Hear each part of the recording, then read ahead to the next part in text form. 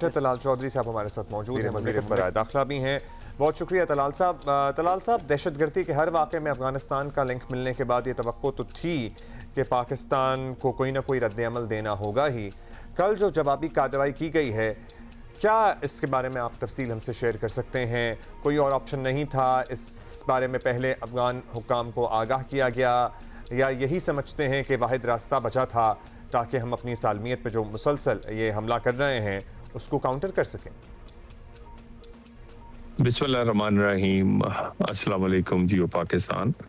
देखिए, पाकिस्तान एक बड़ा ही रिस्पॉन्सिबल स्टेट है और एक ज़िम्मेदार मुल्क होने की हैसियत से उसने हमेशा कोशिश की है कि वो अपने हमसायों से बेहतर तल्लुकात रखे, लेकिन यकीनन तल्लुकात दो तरफ़ा होते हैं और अफ़गानिस्तान से दहशतगर्दी जो है वो बहुत देर से वहाँ से एक्सपोर्ट हो रही है।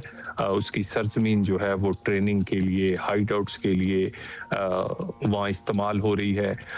रिसेंटली होने वाले ज़्यादातर वाक़यात में या तो अफ़गान दहशतगर्द खुद शामिल थे या फिर अफ़गानिस्तान से ट्रेनिंग लेकर आए हुए पाकिस्तानी थे। इस सूरत हाल में पाकिस्तान अपने लोगों के जानो माल की तहफ़्फ़ुज़ के लिए हर तरह की कार्रवाई कर रहा है और वो कार्रवाइयाँ पाकिस्तान के अंदर भी जारी हैं।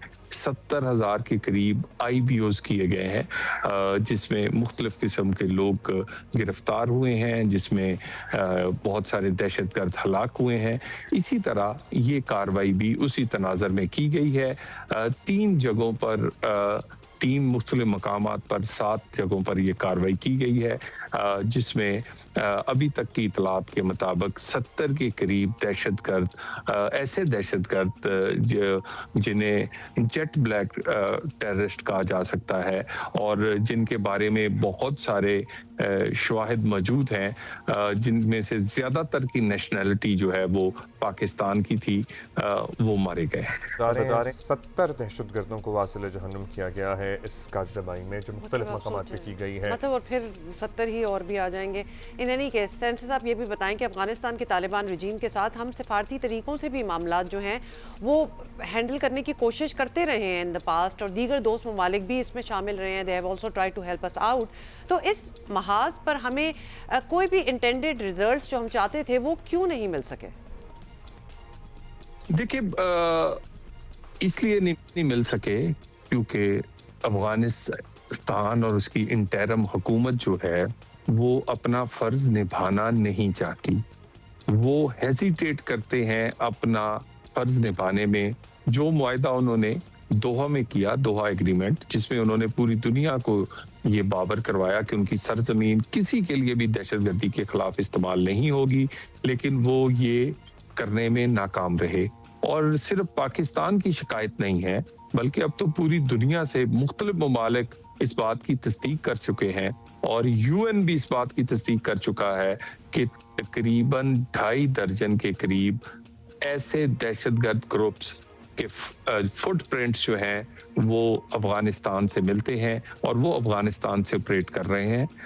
सफारती कोशिशों में पाकिस्तान ने जो हमारी सिविलियन क़यादत है उसने बहुत कोशिश की, मिलिट्री टू मिलिट्री बहुत सारी बातचीत हुई। फिर उसके बाद ये बातचीत जो है ये पाकिस्तान में हाईएस्ट लेवल पे होने के बाद दोस्त ममालिक के यहाँ, सऊदी अरब में, दोहा में, टर्किया में ये बातचीत, लेकिन हमेशा अफगानिस्तान अपना फ़र्ज निभाने से हेजिटेट करता रहा।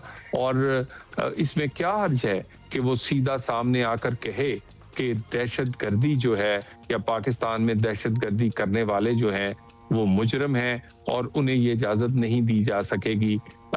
और इसी तरह उनसे यही मुतालबा पाकिस्तान का रहा, जिसमें वो नाकाम रहे और जिसकी वजह से पाकिस्तान को दूसरे ऑप्शंस जो थे वो एक्सरसाइज करना पड़ा। अब कहने सारे हमने तरीक़े आजमा के देख लिया और फिर ज़ाहिर है फिर यहाँ तक नौबत पहुँची।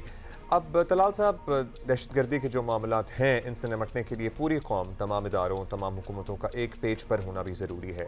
खैबर पख्तूनख्वा में हुकूमत का स्टांस सबको पता है, उनकी जानिब से कुछ बयानात सामने आते भी रहे हैं, लेकिन अमली तौर पर ऐसी कोई रुकावट तो सुनने में नहीं आई। बयानात की हद तक ही है मामला। आप समझते हैं कि खैबर पख्तूनख्वा हुकूमत भी इस सिलसिले में रियासत के साथ ही है, या फिर आपको लगता है कि ठीक है अगर अंदर से साथ भी हैं लेकिन बरमला साथ होना भी ज़रूरी है ताकि कोई कन्फ्यूजन पैदा ना हो? देखिए, इसमें कोई शक नहीं है। हैं तो हम सारे पाकिस्तानी, और पाकिस्तान में जितनी सियासी जमातें हैं उनका ये फ़र्ज़ है कि वो पाकिस्तान के और पाकिस्तान के शहरियों के तहफ़्फ़ुज़ के लिए एक आवाज़ बनकर एक नैरेटिव के साथ सामने आए।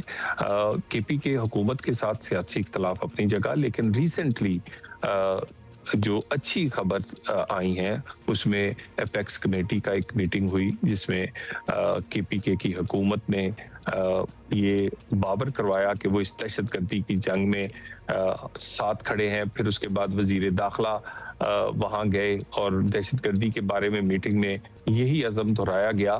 तो इसमें कोई शक नहीं है कि पाकिस्तान की हर जमात और हर पाकिस्तानी दहशतगर्दी की इस जंग में अपनी सिक्योरिटी फोर्सेस के पीछे और पाकिस्तान को महफूज बनाने के लिए एक बयानिए के साथ हम खड़े हैं। बहुत शुक्रिया शुक्रिया सेनेटर आपका। तलाल चौधरी साहब हमसे बात कर रहे थे।